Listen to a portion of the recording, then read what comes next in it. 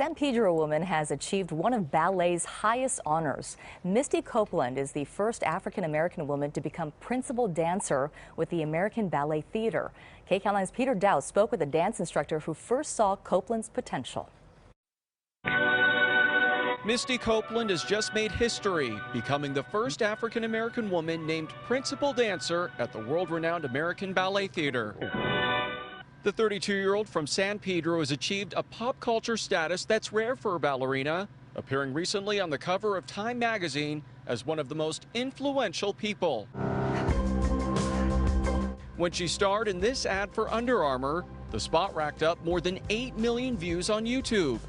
Here's what she recently told CBS News about how she hopes to change the way people view ballerinas.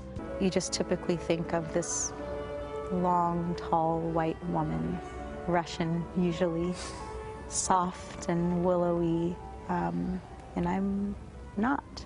Once the little girl with a dream, she was raised by a single mother, living in a Gardena motel room. She never had any classical training as a child, starting to dance late at 13. Lift the leg off the floor. All because of this coach who saw something in her. It is bigger than I ever could have dreamed, and I dreamed big for her. Cindy Bradley is artistic director at the San Pedro City Ballet and says it was during a free class she taught at the Boys and Girls Club that she first noticed Misty. Took her foot, placed it into a point on the floor, and it stayed beautifully, and I had a vision for her at that moment. For these ballerinas in San Pedro, Misty is an inspiration. I think that it's amazing that she worked so hard to get what she did, and I think that she deserved it. Misty has certainly beaten the ballet odds, and no one could be more proud than the instructor who first saw something special.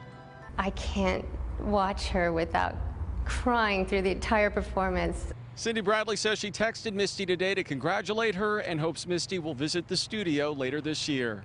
In San Pedro, Peter Dowd, KCAL9.